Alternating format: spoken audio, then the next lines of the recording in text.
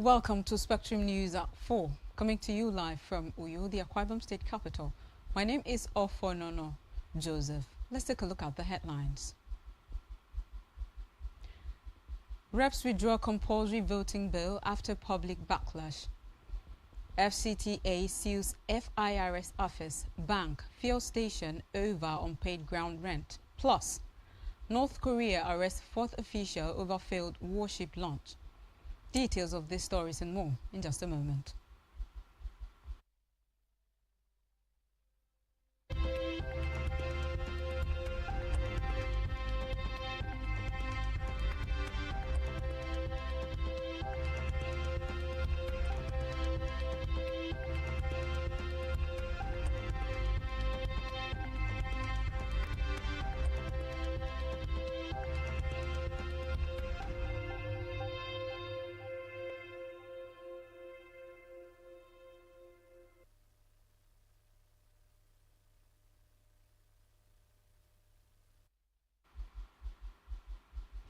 Thank you so much for joining us on the news at 4.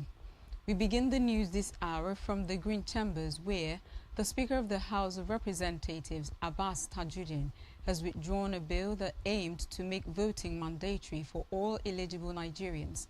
The bill, which he co-sponsored with Daniel Asama Ago, was meant to change the Electoral Act 2022 to encourage more people to vote and strengthen democracy.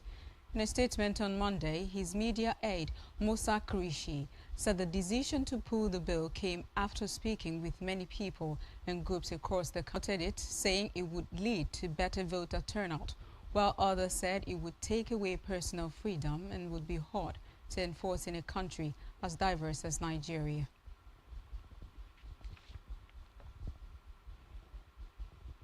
Meanwhile, the House of Representatives has begun legislative action to prohibit commercial surrogacy in Nigeria and establish a framework to regulate the practice solely for non-commercial altruistic purposes. This follows the introduction of a bill for an act to protect the health and well-being of women, particularly in relation to surrogacy and for related matters. The bill, sponsored by Uchenna Okonkwo, who represents Idemili North and Idemili South Federal Constituency of Anambra State, was presented on the floor of the House.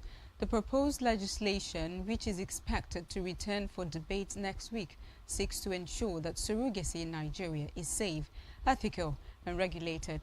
It specifically focuses on protecting the rights and health of women involved in surrogacy arrangements. The bill proposes a maximum penalty of 2 years imprisonment, a fine of 2 million naira, or both for anyone found guilty of violating its provisions. Away from that, the federal government has given the go-ahead for the dredging of the Lekki Deep-Sea Port.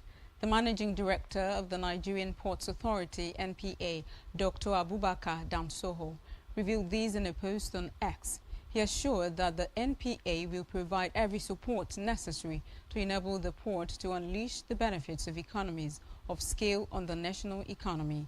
Speaking when he paid an output consolidation visit to the facility, Dansoho said the management intends to position the national economy to reap the multi-nine superposed Panamax-sized vessels possesses. The development follows the Minister of Marine and Blue Economy, Adeboyega Oyetola's endorsement of the NPA and Lekki Port Strategic Alliance to dredge the. Meanwhile, the Minister of Interior, Dr. Olubunmi Tunji-Ojo, has disclosed that the federal government has turned back 8 foreigners for attempting to enter Nigeria without valid visas. The minister, who made this known during an interview, stressed that the ministry will know. Tunji-Ojo revealed that he met with the airline operators of Nigeria last week to discuss new enforcement measures concerning the entry and exit of individuals into the CAN protocols by bringing in passengers without valid visas.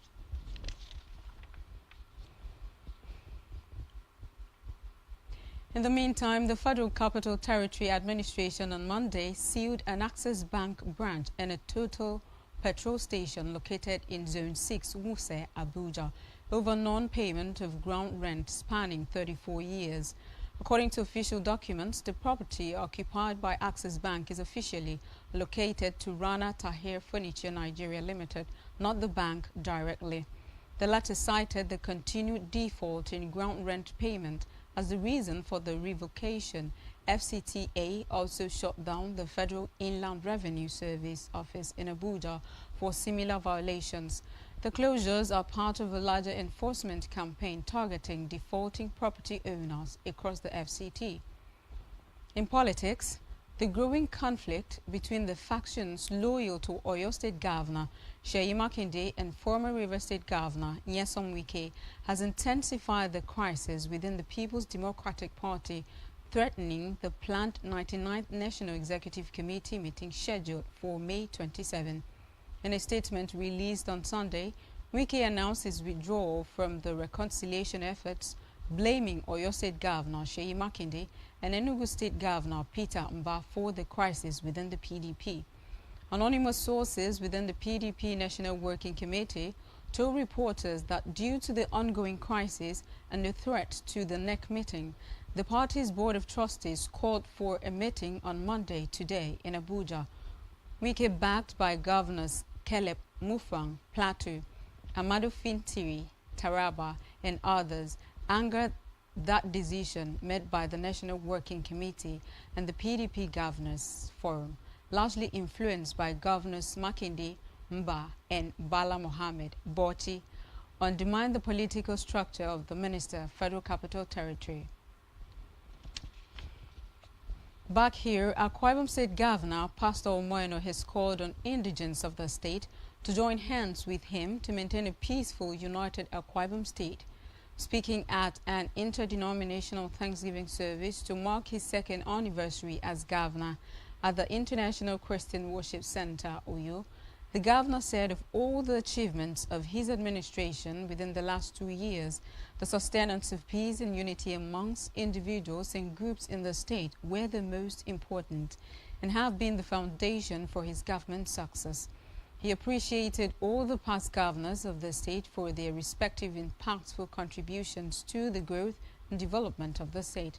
Governor Eno, who has since assumption of office abhorred every form of disrespect for elders, recalled with gratitude the role of Obong Victor Otta in the onshore-offshore dichotomy struggle, which led to the availability of more resources to the state. An infrastructural transformation of Senator Godswill Akpabio and Deacon Udomi, and called for continued support and respect for all leaders across the state. Governor Eno, who started his Thanksgiving message with a song composed from Psalms 124, appealed to all Akwa Ibom people to, in the spirit of the anniversary, forgive all past leaders in any way they may have erred and all who must have done one wrong or the other, and let peace continue to reign in the state. The governor commended President Bola Ahmed Tinubu for his foresight and bold policies, which has ensured that states now have more funds to carry out audacious and impactful projects. He urged the congregation to support President Tinubu and the Senate President to succeed. In his remarks, President of the 10th Senate, Senator Godswill Akpabio, represented by Senator Ekong Samson, congratulated the governor on a successful second anniversary with remarkable achievements and assured that members of the National Assembly will continue to support and collaborate with the governor to project the interests of the state. Speaker of the State House of Assembly, Eldao Demotong, appreciated the governor for being the needed bridge of unity and peace in the state, and also for impacting lives, especially that of the less privileged in the rural areas. Also speaking, the Minister for Petroleum, Gas, Obong Emekwerikpe, described Governor Eno as a man of peace and great unifier, charging Akwa Ibom people to emulate Eno's leadership style by developing a culture of peace, love, unity, and humility to sustain the current atmosphere in the state. The state chairman of the People's Democratic Party, Elder Ania Kanakpan, alongside the state chairman of the All Progressives Congress, APC, and IPAC, thanked God for the gift of Governor Omoyeno, who came to unite all political parties for the good and peaceful development of the state, and declared the consensus endorsement of the governor for a second term by all the political parties in the state. Government House Chorus events featured sessions of praise, worship, hymns, choir ministrations, and special prayers for the country, state, the governor, and his administration. Nothing would have happened if there was no unity and peace in this state. Nothing. It would have been a big task of all our fathers have brought peace to this state. It is that peace that is the greatest achievement in the last 2 years. And that's why whatever thing that God has done for us, we can take them together and give it back to the people, because that peace has allowed for concentration. That peace has allowed for you to sleep and have dreams of projects, dreams of moving the state forward.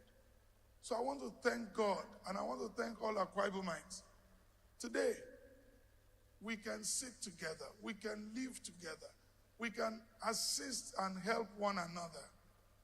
And I've received counsel, not just from the PDP, which is my political party, but from the APC, from IPAC, from leaders. Counsel from spiritual fathers and mothers, because that's the way it's supposed to be. We are all stakeholders in Akwa Ibom. And I want to thank you. I didn't come to Akwa Ibom as governor. When I came here, I didn't know anything. And like I keep saying, of all of the governors that have had the privilege to govern the state, I'm the least of them all. But I thank God for his favor, for his blessings, that we are able to reach out to several people and to unite the state. For me, nothing could be more important. That I can come into anybody's place, I can call on anyone, and we can get help. This is the joy that we share.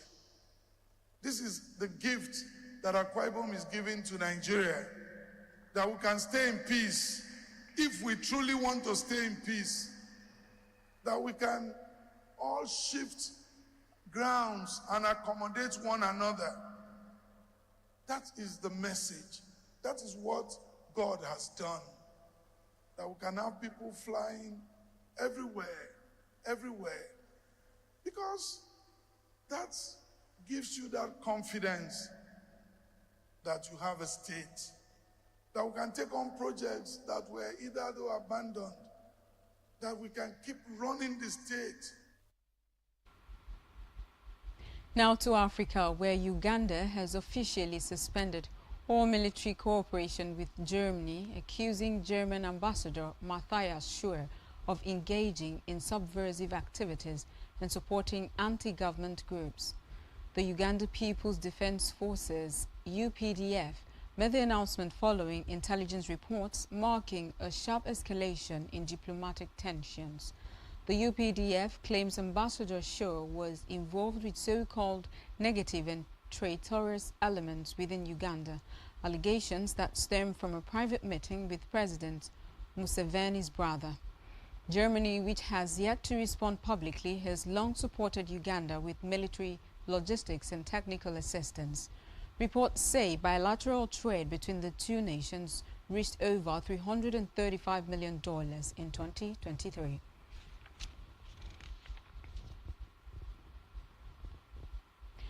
On the foreign scene, U.S. President Donald Trump has agreed to extend the deadline to negotiate tariffs with the European Union until 9 July. It comes after President of the European Commission, Ursula von der Leyen, said she had a good call with Trump yesterday, 2 days after he expressed frustration with the pace of negotiation with the EU and threatened to impose 50% tariffs. Reports say Trump had last month announced a 20% tariff on most EU goods, but later halved it to 10% until 8 July to allow time for negotiations. Meanwhile, Trump yesterday confirmed he would extend the deadline to negotiate the 50% tariffs to 9 July.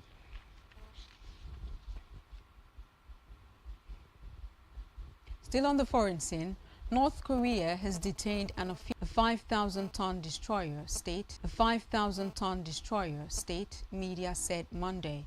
Pyongyang called it a serious accident during Wednesday's ceremony, crushing called the these and more.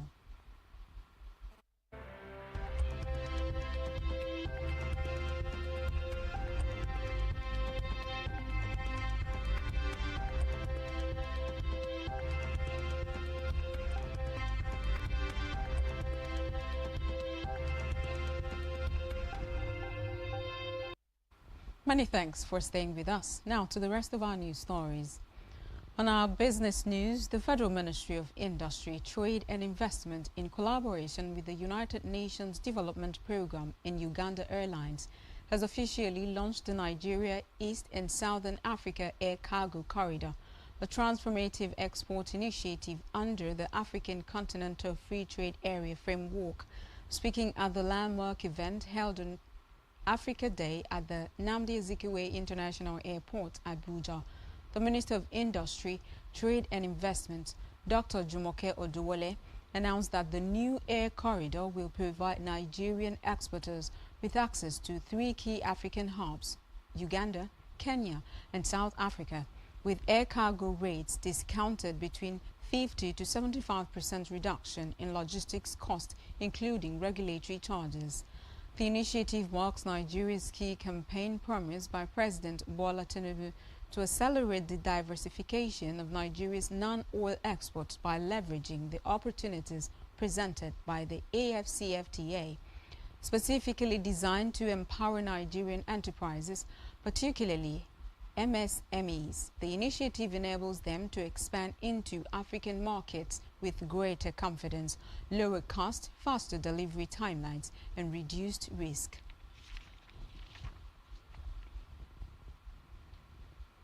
Still in business, the Nigeria Extractive Industries Transparency Initiative, NETI, has introduced a comprehensive energy transition and climate accountability framework aimed at repositioning Nigeria's extractive sector for climate-resilient governance and sustainable development. Unveiled at the statutory meeting of the NETI National Stakeholders Working Group held in Umuahia, Abia State, the new framework aligns with Nigeria's National Energy Transition Plan, international climate obligations under the Paris Agreement, the Sustainable Development Goals, and the 2023 Extractive Industries Transparency Initiative Standard. A statement signed by across the oil, gas, and solid mineral sectors. Influencer Very Dark Man VDM of inciting traders at the Onitsha Bridge Head Market. The general of the agency, Professor in videos allegedly encouraged Daya further call for public vigilance and urged massive enforcement operations across major open drug markets in Idumota, Aba, and Onitsha. Removing in between February and March 2025 exposed significant violations of storage and distribution regulations. The Onitsha markets, which reopened on March 9, 2025, now host over 2,500 traders who have complied with regulatory requirements. However, she disclosed that a few traders with ties to banned narcotics have resisted the agency's mandate and are allegedly collaborating with influencers to stoke public dissent.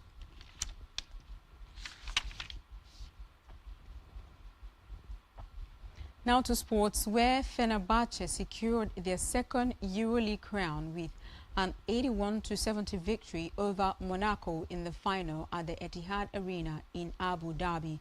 The Turkish side, who last won the title in the 2016-2017 season, overcame an early deficit to outplay Monaco across the remaining quarters, sealing a historic win on European basketball's biggest stage. American forward Nigel Hayes-Davis led the way for Fenerbahce with a standout performance, scoring 23 points and earning the Final Four MVP honors. Monaco ending a 32-year wait for a French team to reach the final, started strongly and led 20-18 after the first quarter. But Fenerbahce gradually pulled away, dominating the rest of the game despite a 19-point effort from Monaco's American forward, Alpha Diallo.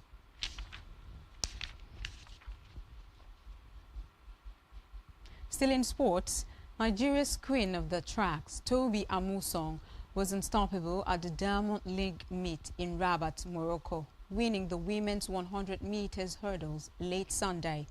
Amusan, 28, finished in a season's best of 12 minutes 24 seconds to set a new meeting record that broke McNeil Brianna's past mark of 12 minutes 51 seconds. Her win in Rabat is the first major victory for the Nigerian in the 2025 season. She began her campaign with a successive fourth-place finish at the Xiamen and Shanghai Diamond League meets in May. Talking entertainment now, Nigerian singer and dancer Kora Obidi has revealed that she was nearly removed from a flight recently over alleged indecent dressing. Obidi, who is known for her skimpy outfits, disclosed this on her social media page over the weekend. The dancer, dressed in a revealing pink outfit, said she was informed that she needed to wear something over her clothes or risk being removed from the plane. In her Facebook post, the mother of two asked her fans for their honest opinions on whether the airline treated her unfairly. However, her post received backlash, with many criticizing her for what they described as indecent dressing. And that's all we have for you at this time. Do ensure to follow us on social media and subscribe to our YouTube channel, all of which you can find on our website, spectrumtvlive.ng. You have been watching Spectrum News at 4. My name is Ofonono Joseph. Enjoy the rest of your evening.